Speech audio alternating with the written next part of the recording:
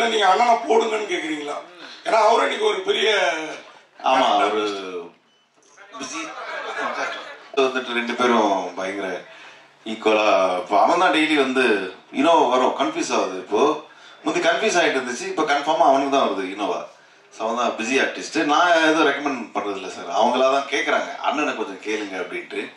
நான் தான் கொஞ்சம் இந்த ரெம்யூனரேஷன் சைட்லலாம் கொஞ்சம் கம்மி பண்ணி பேசிகிட்டு இருக்கேன் அவங்க கூட.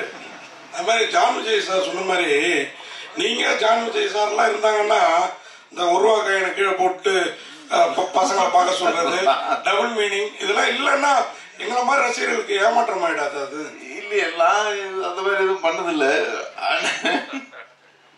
சரி சார், நெக்ஸ்ட் இதுக்காக அடுத்து சரி இப்போ ஏதாவது ஒன்று சொல்லுங்க. இந்த ஒரு ரூபாய் காயின் இல்லை, இப்போ யாருமே ஒரு ரூபாய் காயின் எல்லாம் யூஸ் பண்றது இல்லை, எல்லாம் ஜிபே, அதனால பிரச்சனை கிடையாது எங்களுக்கு.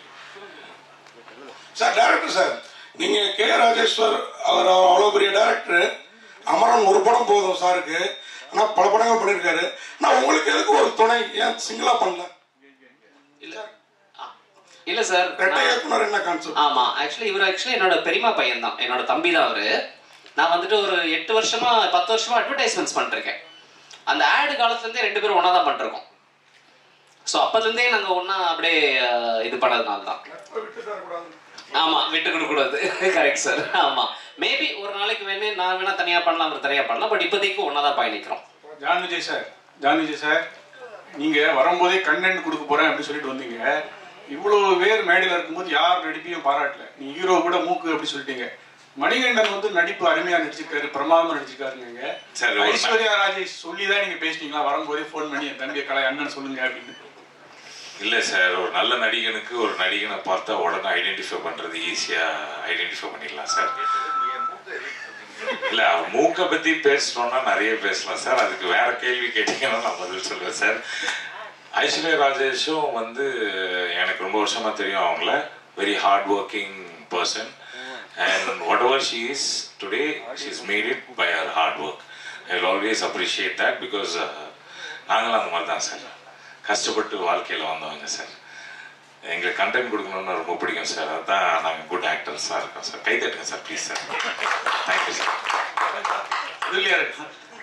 உங்கள்கிட்ட கேட்குறோம், மூக்கு இதை பற்றி சொன்னனால ரொம்ப நாளாக உங்களை பற்றி ஒரு நெட்டில் இதெல்லாம் வருது. நீங்கள் வந்து பிளாஸ்டிக் சர்ஜரி பண்ணிட்டீங்க, ஒரு ஹாலிவுட் மாதிரி இது மாதிரி. அது உண்மையா பொய்யா?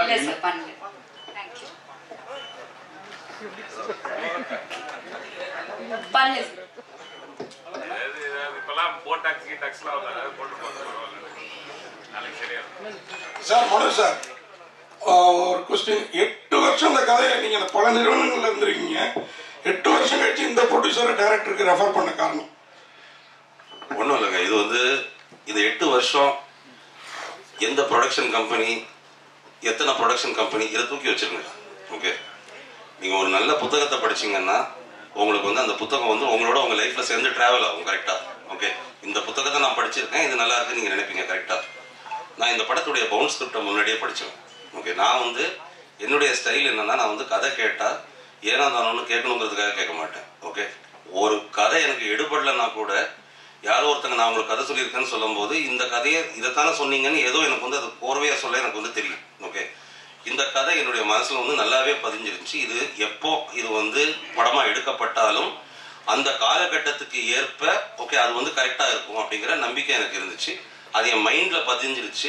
நான் வந்து ஒரு புது கம்பெனியில் இது பண்ணுறேன். என்னோட ப்ரொடியூசர் என்ன கேட்பாரு, ஓகே சரி ரைட்டு, நீங்கள் வந்து இது வரைக்கும் உங்களுடைய எக்ஸ்பீரியன்ஸில் நீங்கள் வந்து கேட்ட கதைகளில் இது பண்ணதில் என்னெல்லாம் நல்லா இருக்குன்னு நீங்கள் வந்து ஃபீல் பண்ணுறீங்கன்னு சொல்லும் போது அதில் எனக்கு ஞாபகம் வந்த கதைகளில் இது ஒன்று.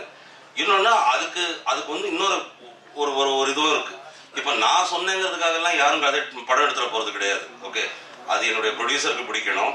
ஓகே, அவர் இன்னொரு 4 பேர்கிட்ட இப்படி ஒரு கதை இருக்குது அப்படின்னு கேட்டுருக்கலாம். அவங்க ஓகே ஃபைன் அது நல்லா இருக்குன்னு சொல்லணும். இது எல்லாருமே சேர்ந்து ஆஹா இந்த கதை நல்லா இருக்குன்னு எல்லாரும் சேர்ந்து என்டாஸ் பண்ணது தான். அது என்கிட்ட முதல்ல வந்துச்சு. அதை வந்து ஒரு நல்ல கம்பெனியுடைய வெற்றிக்கு நல்ல கதையை ஐடென்டிஃபை பண்ணி கொடுக்க வேண்டியது வந்து எங்க எல்லாருக்கும் ஒரு கடமை. அது இந்த கதை என்கிட்ட வந்துச்சு, நான் அனுப்பிவிட்டேன். சார் மனோஜ் சார் உங்களுக்கு தான்